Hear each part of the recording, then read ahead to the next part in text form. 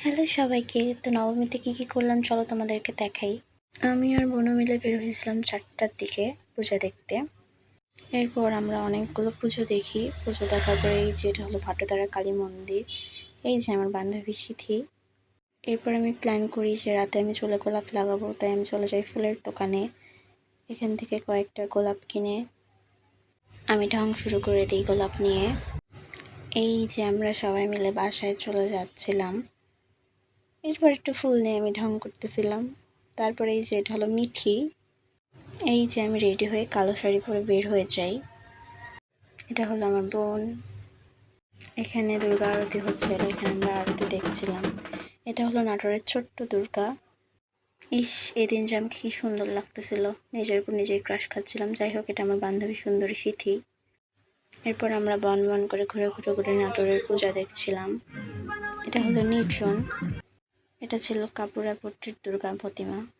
High রে, কয়বার যে নিজেকে ভিডিও করছি, এটাই তো দেখতেছি এখন। এখানকার ঠাকুরটা প্রত্যেকবারই অনেক বেশি সুন্দর, আর এটা হলো আখড়ার ঠাকুর। এখানকার ডেকোরেশনটা অনেক সুন্দর হয়েছিল।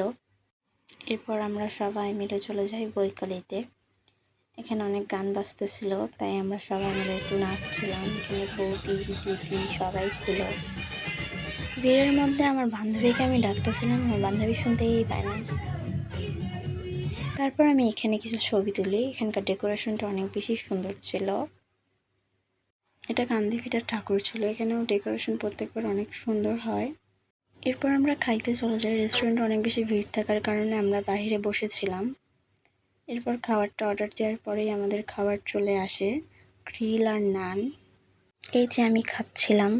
এরপর আমার বান্ধবীর একটু হাড্ডি চাপানোটা জাস্ট একটু দেখেন। আর যাই হোক, হাড্ডি মিস করাই যাবে না। এরপর আমি আমার বোন বাসায় চলে আসি আমার মাকে নেওয়ার জন্য। এবার মাকে নিয়ে ঘুরতে যাই আমরা। মাকে নিয়ে রিক্সায় ঘুরে আমি চলে যাই নাচতে কদমতলাতে। এরপর আমরা এই যে সবাই মিলে নাচছিলাম, অনেক মজা করছি।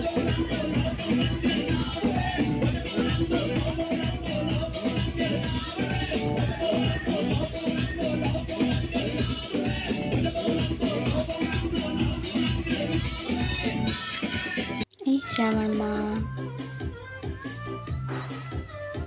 এরপর আমি সবার সাথে ভিডিও করতেছিলাম।